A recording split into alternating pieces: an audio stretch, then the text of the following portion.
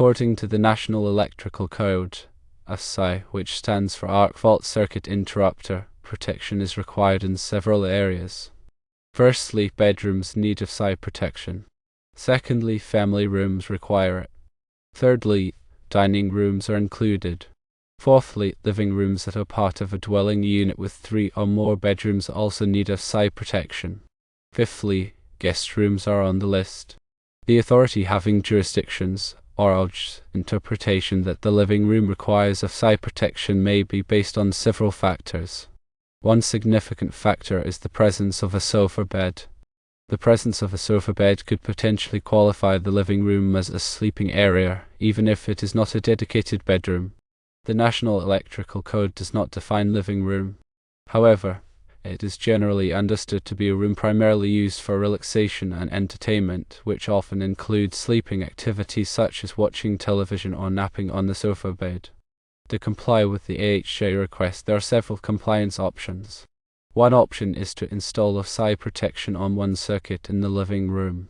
This circuit can be dedicated to outlets near the sofa bed or can be a general-purpose circuit that also powers other outlets in the room. If there is belief that the living room is not a sleeping area, there is room for alternative interpretation. Clarification from the AFCI can be requested. Arguing that the sofa bed is not intended for regular sleeping purposes is a valid point. Similarly, if the living room is not used primarily for sleeping, that is worth mentioning. Outlets near the sofa bed not located within 6 feet of the bed, as required for AFCI protection in sleeping areas, is also a valid argument to discuss. The AFCI request for AFCI protection in the living room is based on their interpretation of the NEC.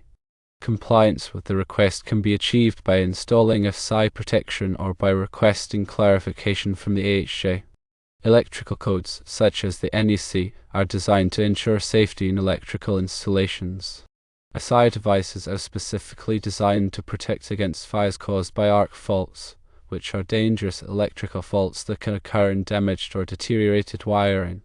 The NEC provides a comprehensive set of standards and guidelines for electrical installations, covering various aspects such as wiring methods, overcurrent protection, grounding, and equipment installation. These codes are regularly updated to reflect advancements in technology and to address emerging safety concerns. Understanding the NEC requirements for AFCI protection is crucial for electrical contractors, inspectors, and homeowners to ensure that electrical systems are installed and maintained in a safe and compliant manner. When it comes to AFCI protection in living rooms, there can be some ambiguity in the interpretation of the code, particularly where a sofa bed is present. The presence of a sofa bed can raise questions about whether the living room should be considered a sleeping area, thus triggering the AFCI requirements. In such cases, it is important to consider the intended use of the sofa bed and the overall function of the living room. If the sofa bed is primarily used for occasional guests or for napping during the day, it may not be considered a regular sleeping area. However, if the sofa bed is used as a primary sleeping space on a regular basis, the AFCI may require AFCI protection in the living room. It's important to engage in open communication with the AFCI to understand their specific concerns and to discuss the rationale behind their interpretation of the code. Providing documentation or evidence that supports the argument that the living room is not a sleeping area can be helpful in resolving any disputes. For example, one can provide information about the frequency of sofa bed use, the number of occupants in the dwelling unit, and the overall layout of the living space. In cases where the AFCI insists on AFCI protection in the living room, even if it is not strictly required by the code, compliance may be the most practical solution. Installing AFCI protection on one circuit in the living room can provide an added layer of safety and can help to avoid potential conflicts with the AFCI. The circuit can be dedicated to outlets near the sofa bed or can be a general-purpose circuit that also powers other outlets in the room. It's important to ensure that the AFCI devices are properly installed and tested to ensure that they are functioning correctly. Working with a qualified electrician can help to ensure that the installation is done in accordance with the NEC and local codes. In addition to AFCI protection, there are other safety measures that can be taken to protect against electrical hazards in living rooms. These include using surge protectors to protect electronic equipment from voltage spikes, ensuring that electrical outlets are properly grounded, and avoiding overloading circuits with too many appliances or devices. Regular inspection of electrical wiring and outlets can also help to identify potential problems before they become a safety hazard. When dealing with electrical codes and regulations, it's always best to err on the side of caution and to prioritize safety. Consulting with qualified professionals such as electrical engineers and inspectors can provide valuable guidance and can help to ensure that electrical systems are installed and maintained in a safe and compliant manner. By staying informed about the latest code requirements and by taking appropriate safety measures, it's possible to create a safe and comfortable living environment for all occupants. Electrical safety is a shared responsibility, and it's important for everyone to play their part in preventing electrical accidents and injuries. From homeowners to contractors to inspectors, everyone has a role to play in ensuring that electrical systems are installed and maintained in a safe and compliant manner. By working together and by prioritizing safety above all else, we can create a world where electrical hazards are minimized and where everyone can enjoy the benefits of electricity without fear.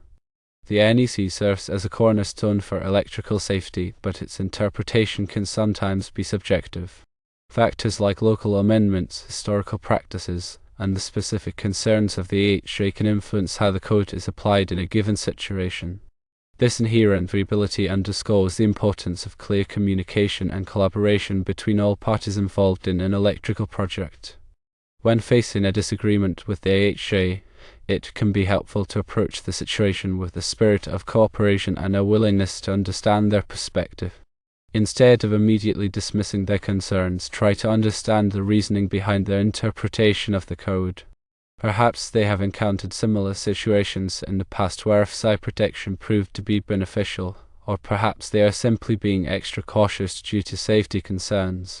By actively listening to their concerns and by engaging in a constructive dialogue, it may be possible to find a mutually agreeable solution. In some cases, the AFCI may be willing to consider alternative approaches that provide an equivalent level of safety. For example, if the living room is not used as a regular sleeping area, you might propose installing a combination of AFCI and ground fault circuit interrupter, or GFCI, receptacle near the sofa bed as an alternative to installing an AFCI breaker for the entire circuit. This approach would provide protection against both arc faults and ground faults in the immediate vicinity of the sofa bed, while avoiding the need to rewire the entire circuit. When presenting alternative solutions to the AFCI, it's important to provide clear and concise documentation that supports your proposal. This documentation should include detailed information about the proposed solution, as well as any relevant code references or industry standards that support its use. It can also be helpful to provide examples of similar installations that have been successfully implemented in other jurisdictions. In addition to technical documentation, it's also important to be prepared to answer any questions that the AFCI may have about your proposed solution. Be prepared to explain the rationale behind your proposal, as well as any potential drawbacks or limitations. Honesty and transparency are key to building trust with the AFCI and to demonstrating your commitment to safety. In some cases, it may be necessary to seek the assistance of an electrical engineer or other qualified professional to help you develop a suitable alternative solution. These professionals have the expertise and knowledge to evaluate the situation and to recommend the most appropriate course of action. They can also provide valuable support in communicating with the AFCI and in negotiating a mutually agreeable solution. While it's important to be proactive and seeking alternative solutions, it's also important to be realistic about the likelihood of success. In some cases, the AFCI may simply be unwilling to deviate from their standard interpretation of the code, regardless of the merits of your proposal. In these situations, it may be necessary to comply with the requirements in order to move forward with the project. However, even in these situations, it's still important to document your concerns and to maintain a record of your efforts to seek an alternative solution. This documentation can be helpful in the event of a future dispute or if you need to seek a variance from the code. Ultimately, the goal of all electrical work is to ensure the safety of people and property. While there may be disagreements about the interpretation of the code, everyone involved in the project should share a common commitment to this goal. By working together in a spirit of cooperation and by prioritizing safety above all else, it's possible to create electrical installations that are both compliant with the code and safe for all occupants. The evolution of electrical codes like the NEC reflects a continuous effort to enhance safety and adapt to technological advancements. AFCI protection, for example, was introduced to address the growing concern of arc faults, which are a significant cause of electrical fires. These devices are designed to detect and interrupt dangerous arcing conditions in electrical circuits, preventing fires before they can ignite. The NEC expansion of AFCI requirements over the years demonstrates a commitment to proactively addressing emerging safety hazards. While the initial focus was primarily on bedrooms, the code has been broadened to include other areas of the home, such as family rooms, dining rooms, and living rooms in certain situations. This expansion reflects a recognition that arc faults can occur in any part of the electrical system, and that comprehensive protection is needed to minimize the risk of fire. The NEC is not a static document, but rather a living set of standards that are constantly being revised and updated to reflect the latest knowledge and best practices. The process of revising the NEC is a collaborative one, involving input from a wide range of stakeholders, including electrical engineers, contractors, inspectors, manufacturers, and consumers. This collaborative approach ensures that the code is both technically sound and practical to implement. Understanding the NEC is not just about memorizing specific rules and regulations, but also about understanding the underlying principles and rationale behind those rules. The NEC is based on a set of fundamental principles such as safety, reliability, and performance. These principles guide the development of the code and provide a framework for interpreting and applying its provisions. By understanding these principles, electrical professionals can make informed decisions about how to best comply with the code in any given situation. Continuous learning and professional development are essential for staying up to date with the latest changes to the NEC. There are many resources available to help electrical professionals stay informed, including training courses, seminars, workshops, and online publications. Participating in these activities can help you to enhance your knowledge and skills and to ensure that you are providing the highest level of service to your clients.